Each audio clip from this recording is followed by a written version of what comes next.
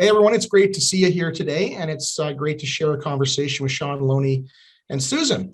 And we're going to have a conversation about what is hopeful economics. My name is Tim Coldwell. I'm the president of Chandos Construction. We're the world's largest B Corp certified commercial builder.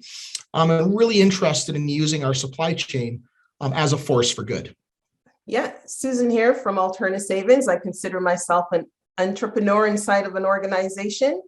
And when I think of hopeful economics, I think of developing avenues for local economic inclusion. And much like a cooperative, it has values of democracy, equality, equity, and solidarity. And I think that these resonate with what we want to see in community wealth and community building for underrepresented, underserved individuals. And I thought I would give you a quick example of the Alterna Savings Microfinance Program, which works to address socioeconomic equalities by creating access to financing and independence and help to reduce some barriers for those who are underserved. And, when I think of what a program like our microfinance does, it really provides stability, shelter, and it gives people a sense of independence. And overall, we see economic inclusion, growth, and health to our communities. Amazing, Susan and Tim. It's Sean from Winnipeg. I work at Encompass Co-op, and we're pretty excited about a paradigm which I believe to be unfolding where solutions are valued.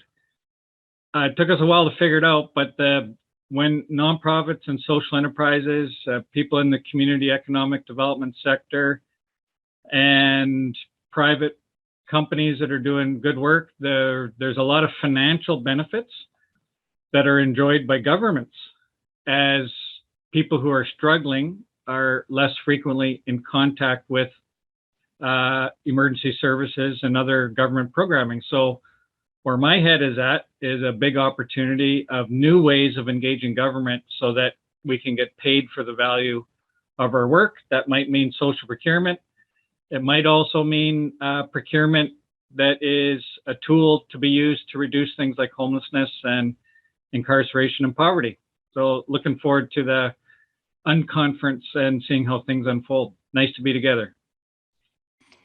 So I'll just add to that. When I think about hopeful economics, I think the way that we come at it, so as a fiercely competitive capitalistic business, we like to make a margin. And I think that businesses that have a deep purpose generate higher returns than those that don't. So there's a very intimate connection there. And for us, the way that we think that we can have an impact is certainly on jobs, training, and employment. So we can take somebody who may have been on a path towards crime and or poverty and give them a high-paying job in the construction industry in a matter of 3 or 4 years, and it costs us nothing to do that. We're going to hire those people anyways. We have training systems built into our supply chain already. And so what we get on the other side of that is we get a highly engaged, loyal workforce. There's a stat in Canada that's just mind-boggling. There's 1.5 million people that work in the construction industry in Canada, and 700,000 of them are expected to retire within the next 8 years, by the year 2030. That's 46% of the construction industry is going to go poof. And when was the last time that you talked to a 13-year-old kid who's excited about being a plumber? The opportunity for contractors to have an impact in Canadian society is immense. I think construction is the last great escalator to the middle class. And I just think there's this great opportunity for us to address our challenge around labor and for us to positively impact Canadian society. I'd love to jump in on that, Tim. And before we go to Susan, and just to say that in Winnipeg, where I'm at, almost half of the spending by our city is on emergency services. And so if done in the right way, the work that you're doing has a financial benefit for the police and for paramedics and firefighters. And wouldn't it be neat if you could also have a revenue stream because you're helping the police reduce their workload, but by hiring a certain cohort of people. And I think that's the kind of thing that I know you get benefits from securing a workforce where other companies that aren't being creative about their workforce may not be able to do, but there's a real opportunity too connected to this. That is quite a stat, 46% of workers retiring in the next, did you say 20 years? And so, yeah, like let's start seeing what it is that we have and connecting it with what it is that we need. And I think we'll see a much different world. Yeah, that was within the next 8 years, Sean. It's crazy. 8. 8. I definitely agree with those points, Tim and Sean. I mean, when we look at the responsibility of our organizations and the role that they play in this society in terms of helping, underserved individuals in the construction, again, how can we help those people get their license and get their and get income? That's really what it boils down to. How can we generate income? And, when I think of us as an organization, Alterna, people look at financial institutions. There's two types. There's those which profits, go to the better good, and those where profits go to shareholders. And I often say that, we're more than just a depositor or a lender, that we have to look beyond that. We must move beyond that and look at what community economic development means to the community and what it means to financial resilience of the community. So I agree with everything that you're saying here, and how financial institutions can play a stronger role in mobilizing and making a difference in their communities. One of the major opportunities, Susan, that we see, and I love the work that you're doing, is with foundations. There are 10,000 foundations in Canada with $80 billion in assets. And here's a colonialism 101 in a way that only 4% of that money is available to meet their mandate in the form of granting. And the other 96% is invested in businesses where there is a revenue stream or a rate of return. And it's not necessarily the foundation's fault, because I think in many ways the government has to go first in order to say, hey, this project has a major impact on reducing incarceration. And so we are going to share some of the benefits of that work with the nonprofit so that they have a revenue stream to pay the investors back. Or in the case of Chandos, I love the company. There's two ways of going about bringing workers into the labor market that aren't there right now. And Chandos is doing both of these things. One is incorporating them directly into your workforce. The second is to subcontract to social enterprises that may have the ability to reach even deeper into the labor market.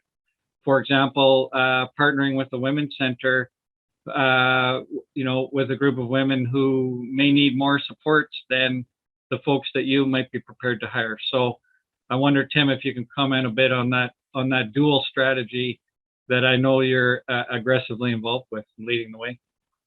Yeah, for sure. So yeah, the direct employment route, by all means, I characterize, hiring subcontractors that are owned by members of an equity-seeking group.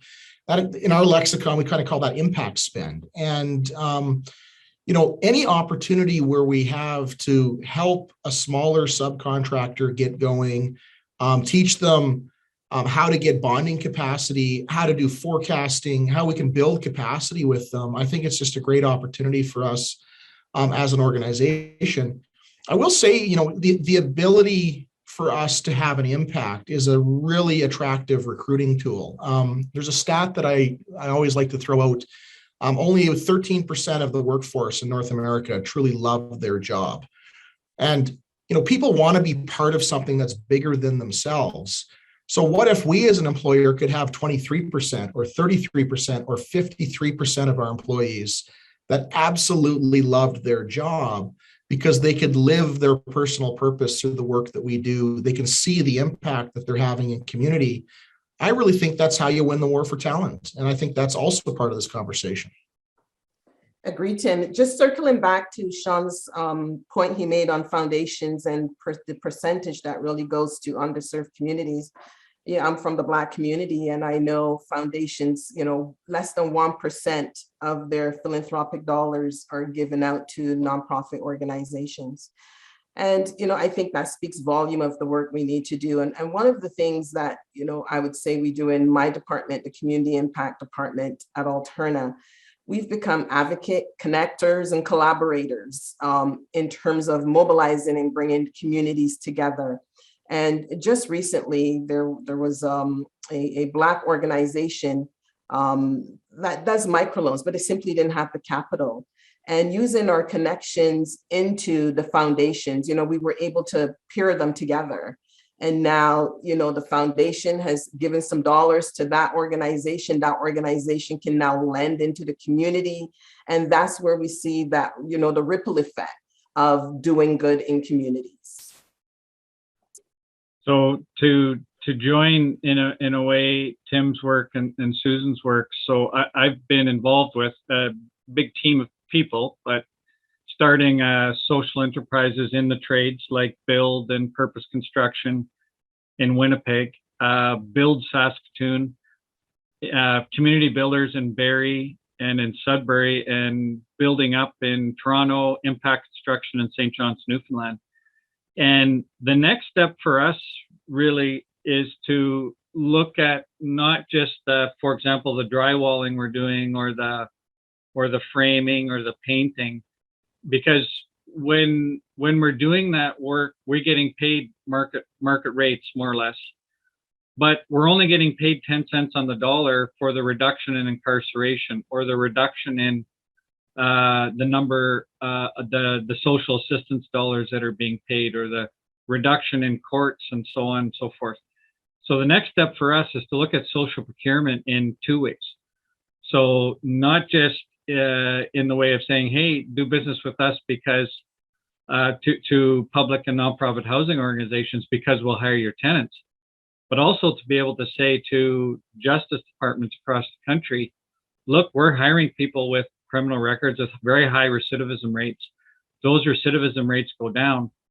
If you pay us a portion of the savings, you get to keep some, but if you pay us a portion of those savings, we'll be able to grow much more quickly because we'll have the resources to do the driver's training, the financial literacy, the parenting classes, the first aid CPR, all of the things that can really help people thrive.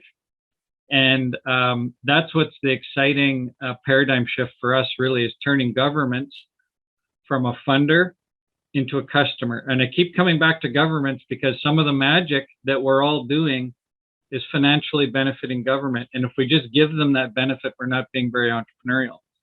If we find a way to engage them so that they can save money rather than spend money with that flip, then we're going to move into the mainstream, and we won't be breathing the fumes of the economy.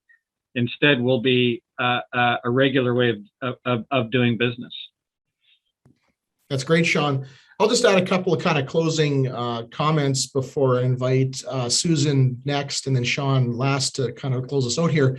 But your comments around getting the benefit of the policy, the way we kind of think about that social procurement policy, for the first time in a long time, we as a company are getting paid for the positive social good that we can achieve in a community. And that's starting to happen because governments across Canada, I think there's over 100 government organizations or quasi-governmental organizations now with social procurement policies. They're making 20% of the selection criteria for general contractors based on what social good we can achieve in the local community, as opposed to that relentless race to the bottom on low price. It's a great opportunity for us as contractors to differentiate by doing something that's positive in the local community. And absolutely, I would love to get paid by all sorts of other arms of government for the cost avoidance that occurs on our projects. If we could figure out how to monetize that, I think that's transformative. Susan, do you want to kind of provide some closing thoughts? Sure. The broad topic of hopeful economics, when I think of equity and equality, there are equal solutions for overcoming what I call imbalanced social systems. And, when we think about whether it's social procurement, social enterprise, microfinance, these are some of the solutions that we need for hopeful economics. So, I'm really, for lack of a better word, thrilled at the solutions that we're seeing come out of the discussion today, eager to learn more from Tim and Sean on the work that you're doing, and really how can we all collaborate together to make it even a better society to live in. And in the end, we're all realizing, and this is a shift I think that's taking place, is that poverty is not about poor people. It's about the failure of the systems that they're interacting with. And we've got to change those systems. And for me, what that looks like is that the solutions must be valued. Tim gave an excellent example of what that looks like in the procurement process. And Tim, the neat thing I think that's evolving quickly is that these government agencies that are really struggling with containing their costs due to rising workload, they can create a market for the solution to their workload. And it's a different kind of social procurement in a way. It's just taking it to a different level. And what that looks like is saying, here's 100 people that we see all the time, and we spend $2 million a year responding to their very predictable crises that are just reoccurring because they don't have the supports. And then these service providers are creating the market for all of us to be able to say, hey, we can do a better job than the costs of responding to these perpetual crises all the time. And the neat thing about it is that using procurement, an intervention such as, say, a social enterprise like Build, or companies like Chandos can step up to the plate and say, we're interested in that revenue stream. We'd like to help you reduce your workload, and we're going to offer people supportive employment to move them in that direction. So I wouldn't have been so hopeful even 5 years ago. So yeah, hopeful economics is a very good term, and I think that the conference is very timely, and let's get to it. Great, Sean, and thanks, Susan, for their comments. Now it's your turn. What does hopeful economics mean for you?